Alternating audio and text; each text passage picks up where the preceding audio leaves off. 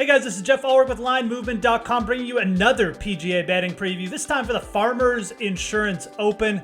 It's going to be our fourth PGA start of the year, and in this video we'll go over things like the course preview, talk about who's in the field, and then I'll be giving you some betting picks for the week as well, targeting some guys who maybe are good, on this new POA grass that we got going on here at Torrey Pines.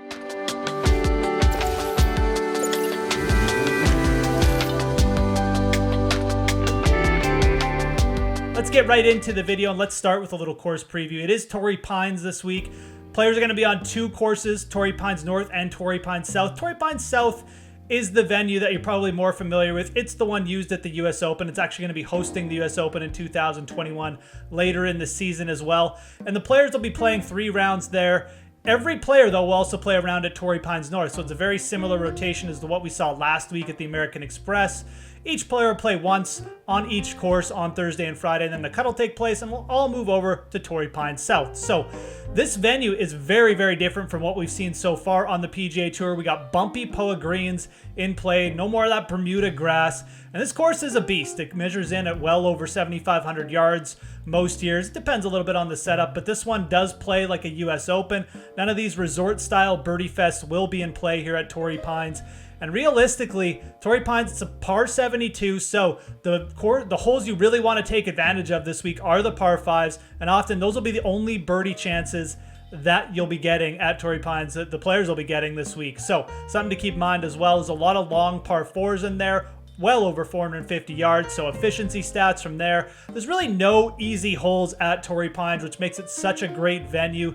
Lots of grinded out. You'll probably see the winning score often comes in here somewhere between 8 under par and 15 under par. A lot of it will depend on the weather. This is an oceanside course. It's early in the season. It's out on the west coast, so oftentimes we'll see wind here. Go back to 2016, the wind can really get up here as well. This year too, we do have some cooler weather in play. There's a little bit of rain in the forecast early, and there is some wind early too. So don't be shocked if we see some higher scoring, possibly a lot higher winning score, I should say, than what we saw last year when Mark Leishman won at 15 under par.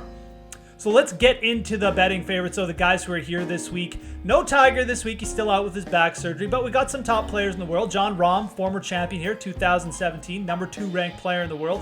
He's in the field. He's the betting favorite, around plus 700 in the betting odds. So Jon Rahm kind of leading things off. We also have Rory Mcilroy. Rory played last week over in the Middle East on the European Tour. He was in contention, didn't get it done, but he'll be sitting here second in the odds, coming in around plus 900. So off to a pretty good start for Rory. Still looking for that win. Hasn't won in over a year now, but he's got a pretty good record at this event, so someone to keep an eye on. I'm not sure if I'd like him at those odds necessarily, but he's got a pretty good record at Torrey Pines as well.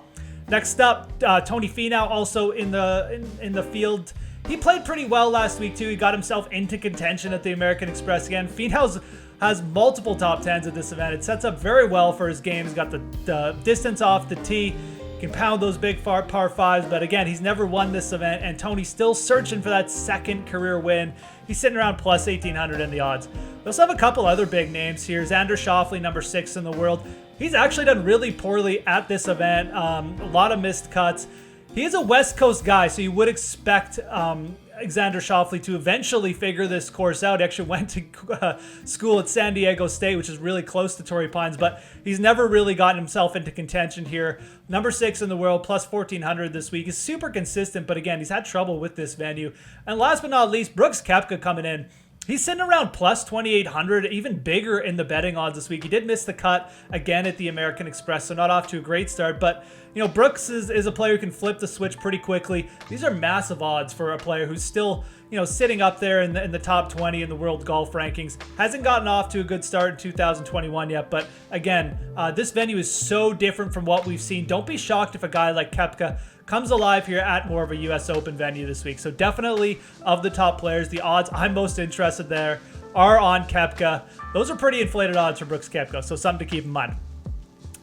Let's talk about betting though. Let's talk about guys I definitely do like. And Brooks Kepca should be on your radar. I'd have no qualms betting Brooks Kepca plus 2,800. I think that's a good shot for an outright bet, but the guy I'm going to slightly favor over him this week is going to be Hideki Matsuyama. He's sitting around plus 2,800 as well. And realistically, this is another player who is well overdue for a win. Hideki, one of the most consistent ball strikers on tour.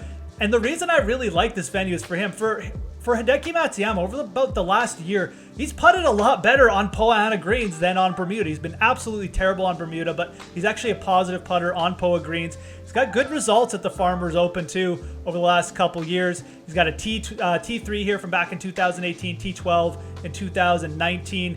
7th in strokes gained total over the last 5 years. He played really well at the Sony Open, gained over 9 strokes ball striking there alone. So Hideki's off to a pretty good start. He's got a good record here, and I think plus 2,800, I think those are fair odds. This is a venue, especially if it's going to get a little windy, if the scoring's going to be a little bit higher. Hideki's up there in bogey avoidance as well. I like him this week. I like Hideki. I think those odds are fair to take a shot on him.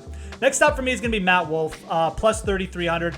Wolfe's another player. Didn't really start that well, but he gained strokes ball striking last week. And realistically, this venue for me is far more of a Matt Wolfe venue than what we saw last week at the stadium-style course. Wolfe can really pound it out there. He's going to be able to be way further down the fairway, even if he misses the fairway on the long par 5s. He's another West Coast guy. He was T21 at Torrey Pines here for this event last year, and that's with opening with the 76, so really bounced back. He likes these West Coast venues. We saw him in contention at TPC Harding Park as well. Another longer venue with Poa greens. I think this price on Matt Wolfe is just something you should always take advantage of, but especially this week at a venue that favors him as much as Torrey Pines. Next up for me is going to be another guy in this range. And again, I don't mind Brooks Kepka at plus 2,800, even bigger at plus 3,000, but I'm going to go with Jason Day at plus 3,500. Similar style of player, good U.S. Open player, but Day has got so much experience playing at Torrey Pines. He's a 2-time winner here, 2015 and 2018 Day has won. He hasn't opened up his season yet. He hasn't made a start, but that didn't stop him from winning in 2018. And again, with Jason Day, a lot of it relies on the putter and short game anyways. And if the weather's going to be bad, if the scoring's not going to be that high, Jason Day is great at bogey avoidance. Him and Hideki both top 12 in the field over the last 50 rounds in avoiding bogeys. I like the setup for Jason Day. We saw him in contention a lot late in 2020. I think that's going to carry over here early in the year. He's been a great West Coast player. I like these odds on Jason Day. Plus 3,500 at Torrey Pines. Give me that all day. Let's move into some long shots, though. Those are guys I like kind of in that middle, like creamy tier. But let's move up the betting odds because this event does see some wild stuff happen. We saw Brandt Snedeker come from behind. It's also a good live betting tournament because you get a lot of bad weather and stuff like that. But there's a couple long shots I want to keep my eye on here. First is going to be Alex Norton at plus 1,000. Norton is a guy who finished actually runner-up to Jason Day. He lost him in a playoff in 2018. Probably should have won that year if we're being honest. But this is a guy who gained strokes on approach in all 3 of his measured rounds last week at Torrey Pines. And he's another player. We saw him in contention like quite a bit last year at the end of 2020. Alex Norton seems close possibly to breaking through. He's a real grinder. I think when the scoring gets higher as well, when the conditions get tougher, it favors a guy like Norton. He's won the Scottish Open. Good poor weather player. He can really scramble and he can really putt on Poa greens too. Didn't putt well last week, but again, we're getting a massive change in course, massive change in green structure.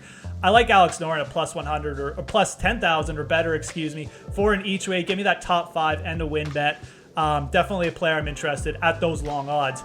And the last player I'm going to mention this week is going to be Patrick Rodgers. Plus 1750 or better.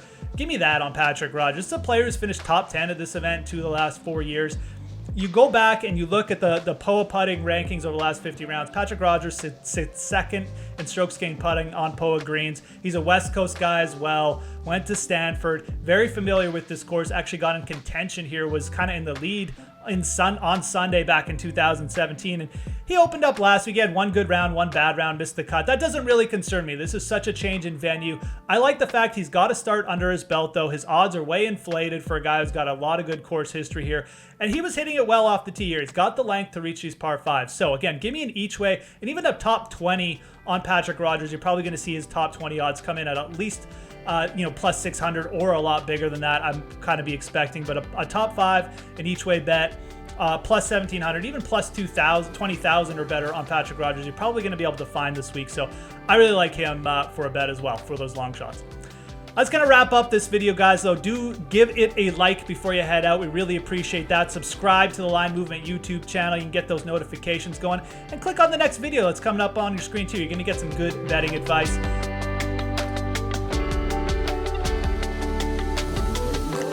But for this week, I'm Geoff Ulrich.